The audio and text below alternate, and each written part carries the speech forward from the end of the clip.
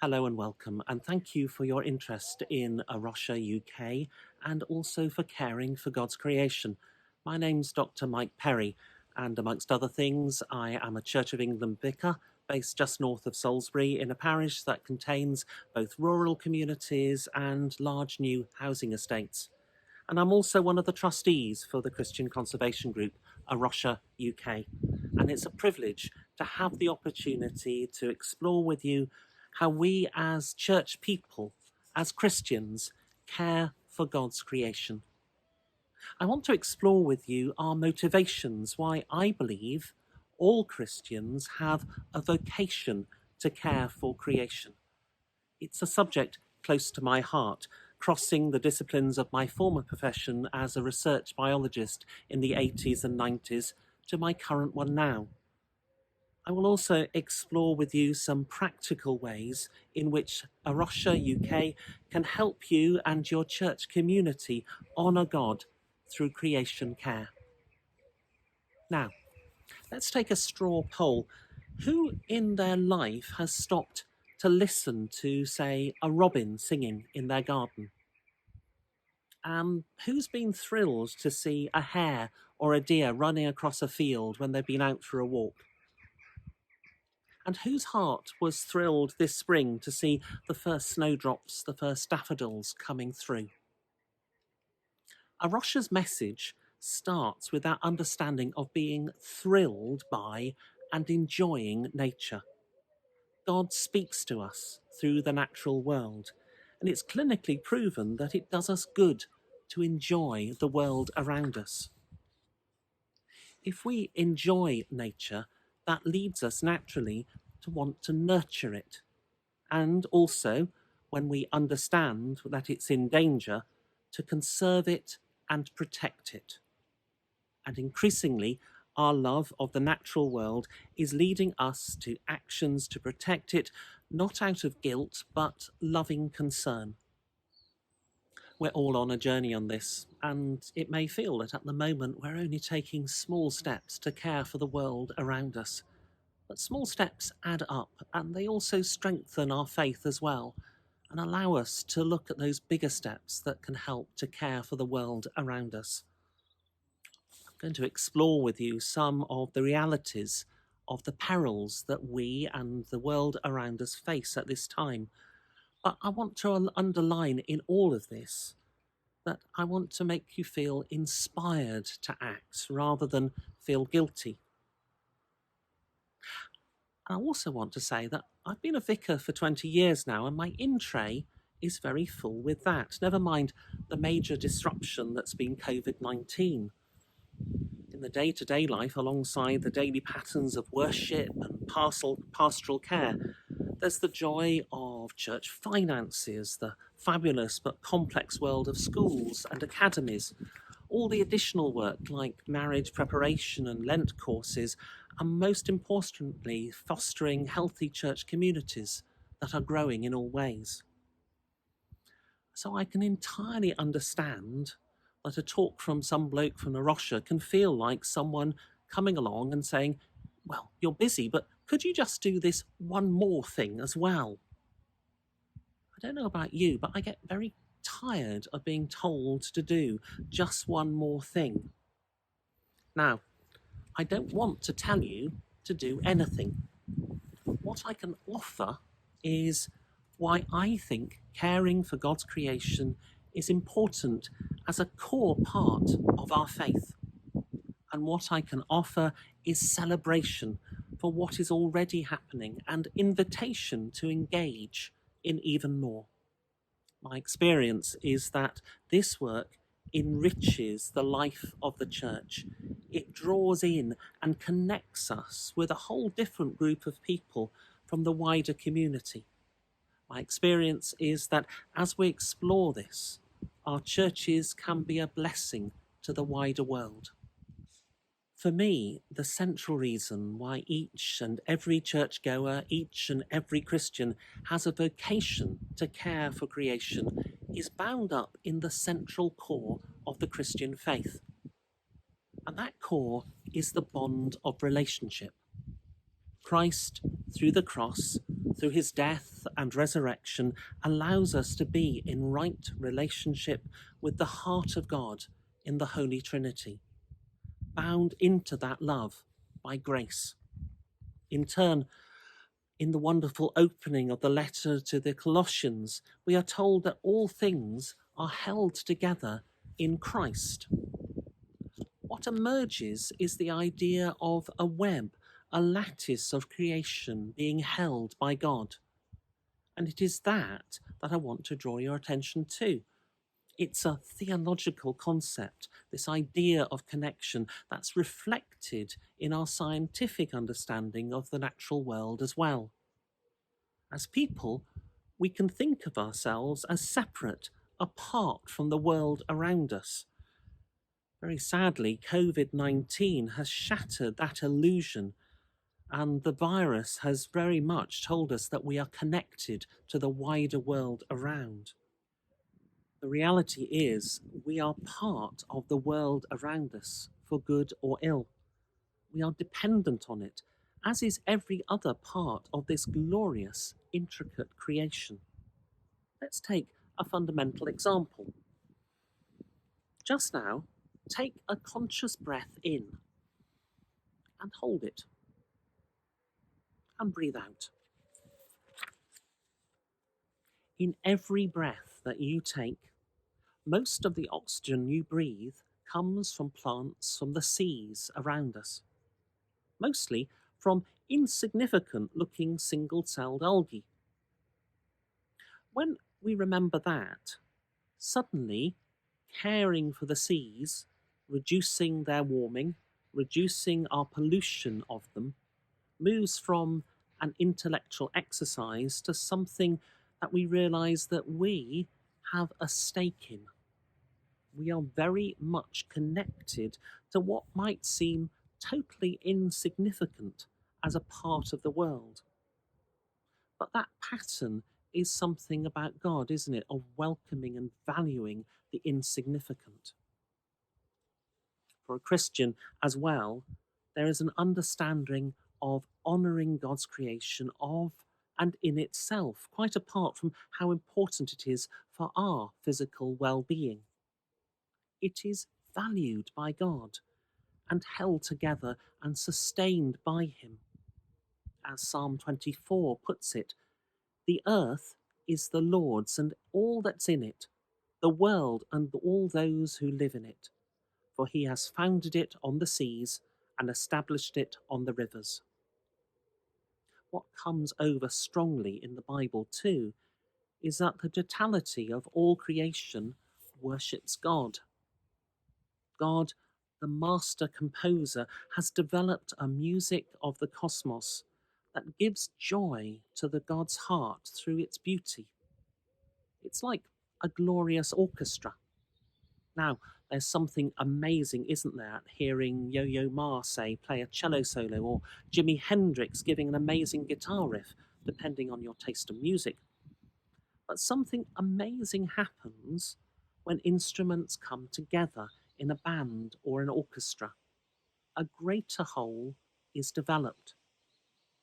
In the same way, the glorious complexity of God's creation gives worship to God himself. Our calling as humanity is to understand our relationship with the earth, going right back to that command in Genesis 2:15. That command of God in Hebrew is often translated into English in an agricultural way, to till and to keep the land. And that's a valid understanding, but it's a deeper understanding within the original Hebrew, because that phrase from Genesis 2:15 is identical to the one that's given as a command to the priests as they care for the temple. And that command is to serve and protect. So we are being called to serve and protect the world around us. It's this sacred role to serve and protect the good earth that all humanity is called to as a joint vocation, to serve the earth and protect it. Going back to the orchestra analogy, to draw out good music from creation like a conductor, music that's good all round, good for people, good for planet, and so with joyous worship for God as well. And finally, for a Christian, there's an understanding of caring for creation for the good of our neighbours. When asked in Matthew's Gospel, what's the greatest commandment? Jesus said, love the Lord your God with all your heart, with all your soul, and with all your mind. And the second is like it. You shall love your neighbour as yourself.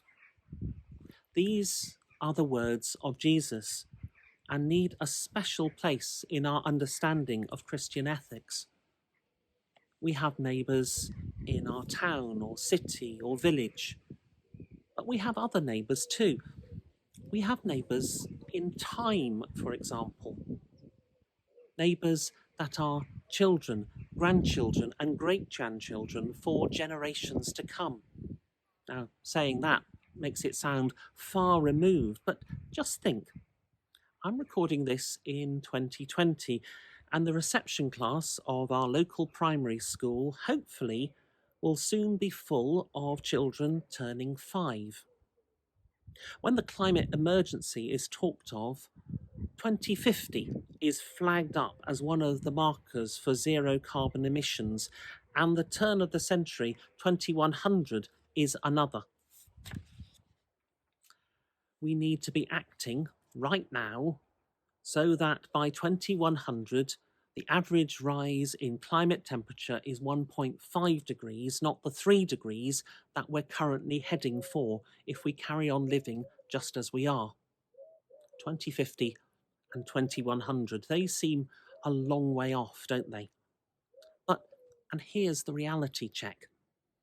Our reception 5-year-olds today will be 35 in 2050, still young men and women, and they will be 85 in 2100. Now, actually, I would say I bet there are a few people within your church community that are in their 80s now. Perhaps you yourself are 85. Suddenly, 2050 and 2100 seem a lot closer. We have a duty to pass down to the children in our schools a world to live in that's in good shape, and ideally in better shape than before. And we need to be acting on that now. That's not a guilt trip, that's just our basic duty as decent people honouring Jesus' words. Thinking about neighbours, there's also those neighbours that live across the world. This is a picture of Matthew, who lives in the Solomon Islands, whom my wife, who works for a development agency, visited in 2018. The low-lying islands of the southern Pacific are on the front line of the climate emergency. The sea is rising, flooding the land and rising up in the soil, contaminating it with brine. Remembering that we have neighbours near and far, people like you and me who are being impacted by the effects of climate change, we are spurred to act in ways that mean that things do not get much, much worse. Again, this is not a guilt trip, it's just our basic duty as decent people and honouring of Jesus' words to love our neighbours as ourselves. We need to act now.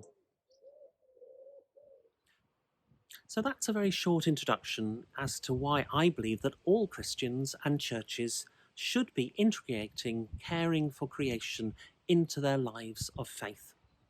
Let's look now at some practical steps that we can do. We need actions from the top down as well as from the grassroots. And with both of these, you, me, and everybody in our church communities have a part to play to ensure that the music of the creation plays out clearly and our neighbours are cared for. Let's think first about those big top-down actions. Many businesses have done some great things, and We want to create a culture where more and more beneficial environmental actions are possible. Actually, there are huge environmental business opportunities for green entrepreneurs to develop a thriving green future. If you are in the fortunate position of having money to invest, then consider investing in new business that is beneficial to the planet. Now, the indications are you might get a good return from that as well. And you might be saying, well, I don't have money like that to invest, but it may be that you are in a pension scheme. Think about asking how that money is invested. Government has also a part to play in those big top-down actions that need to be done to care for this world around us. And that will take lobbying from the likes of you and me. The government has set some ambitious targets to tackle climate change through the international climate agreements. And we have a role in holding them to that by clearly lobbying our MPs on environmental issues. They honestly do listen. Grassroots steps make a difference too, and we can take practical actions, our own small steps, as individuals and as church communities. And this is where A Rocha UK can help you. We can help you through our project called Wild Christian, which helps us as Christians lead better, more ethical lives that honour God. Wild Christian is an online community of people sharing ideas for personal actions. And if you go to the A Rocha UK website, you can sign up to Wild Christian's monthly email bulletin. A Rocha UK can also help you through Eco Church, and some of you, I'm sure, are familiar already with that scheme, but for those who are not, I'll briefly describe it. Eco Church is an online tool that has at its heart an interactive questionnaire. Search for it online, and there you'll also find tutorials that will help you in the whole process of signing up and looking at the questions. Perhaps think about getting a group from your church together to look at it together. However you do it, through the survey, you'll get a snapshot of where you currently are.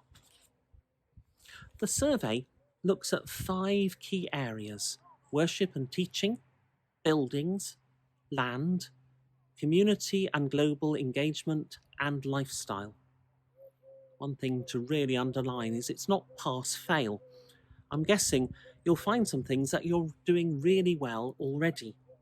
And it's good to celebrate those and to value them as worship in themselves.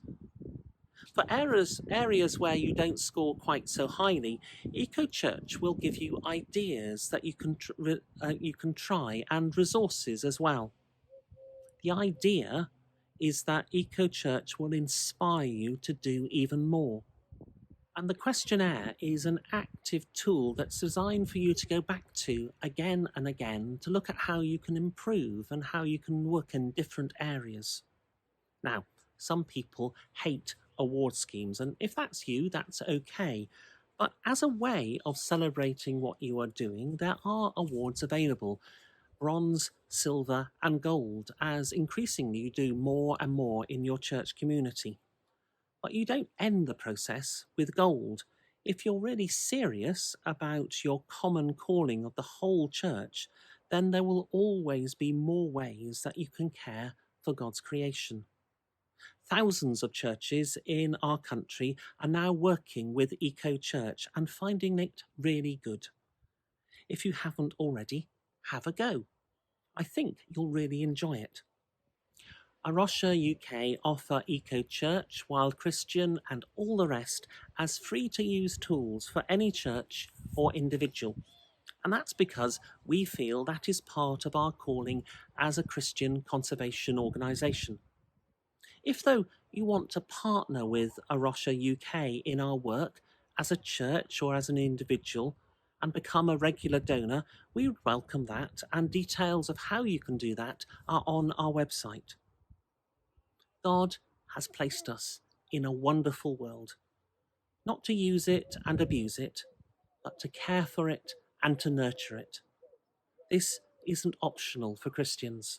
It's part of our calling. fundamental to our faith.